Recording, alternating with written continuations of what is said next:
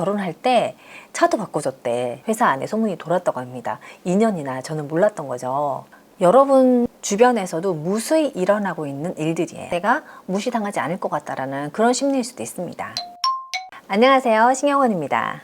여러분은 몹쓸 소문으로 곤란을 겪은 적 혹시 없으세요?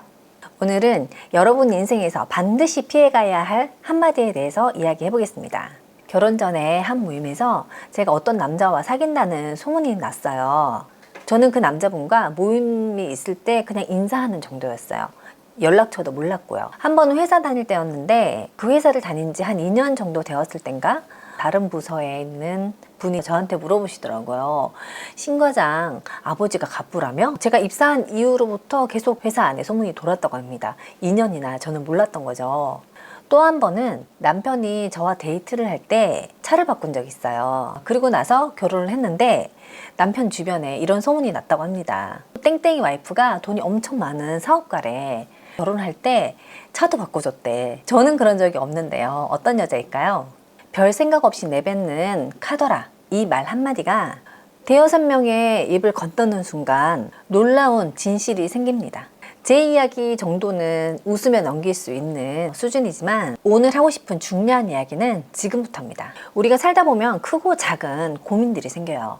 결혼이나 진로 아니면 인간관계 등 혼자 고민하기도 하지만 누군가와 의논을 하고 싶을 때가 있어요. 이때 카더라를 내뱉는 사람이 있잖아요. 절대 그 사람의 말에 귀를 기울여서는 안 됩니다. 제 고향은 경북 포항이에요. 중학교 때, 고등학교 때 어느 순간부터 대학은 서울로 가야 된다. 그렇게 막연하게 생각을 하고 있었어요. 그런데 고3이 딱 되니까 이성적으로는 서울로 대학을 갈 수가 없는 거예요. 당시 서울에서 대학을 다니고 있던 언니가 체육과를 가라는 거예요. 그래서 1년 동안 공부와 운동을 병행하면서 열심히 준비했습니다. 대학에 다 떨어지고 저는 그때부터 몇 년 동안 대학 입시를 위해서 생고생을 했습니다. 왜 실패했을까요? 언니는 체육과 학생이 아니었고 디자인을 전공하는 학생이었어요. 그리고 저는 운동 중에 잘하는 건 달리기 하나였습니다. 100m 한 15초 정도였으니까 잘하긴 잘했죠. 단지 언니가 옆에서 보니 체육과는 1년만 준비하면 들어가기 쉽다더라. 들은 이야기를 전했고 저와 부모님은 그 들은 이야기로 결단을 했던 겁니다. 지금 이렇게 들어보면 참 미련해 보이지만 여러분 주변에서도 무수히 일어나고 있는 일들이에요. 자신이 직접 경험하지 않은 것에 대해서는 함부로 조언을 해서도 안 되고 그런 조언을 받아서도 안 됩니다. 결혼해서 행복하고 싶으면 결혼해서 행복하게 잘 사는 사람에게 물어봐야겠죠. 취업이나 진로에 대해 고민이 있다면 직접적인 연관이 있는 사람에게 물어보는 게 맞겠죠. 제가 29살에 다니던 회사를 퇴사를 하고 영어 어학연수를 준비를 하고 있었어요. 출국 날짜가 정해지고 출고할 때까지 여유가 있어가지고 단기간으로 계약직으로 일을 하게 됐습니다. 그 당시에는 굉장히 잘 나가던 외국계 게임 회사였어요. 근무한 지 한 3개월 정도 됐을 때 저에게 정말 좋은 제안을 한 거예요. 경력직으로 특별 채용을 하겠다고요. 당시에 저는 영알못, 일알못이었어요. 외국어는 한마디도 못했던 시절이었는데 제 친구들이나 저희 가족들은 정말 좋은 기회다.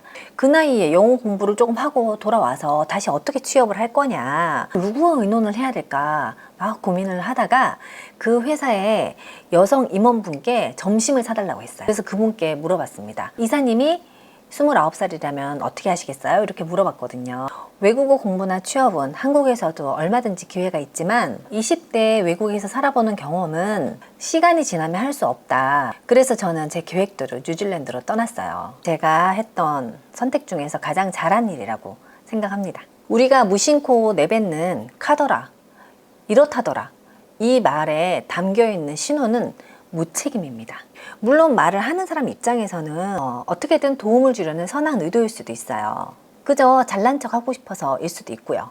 그리고 무슨 말이든지 해야지 내가 무시당하지 않을 것 같다라는 그런 심리일 수도 있습니다. 어떤 의도이든지 그 일에 대한 책임은 그들의 몫이 아니라는 거예요.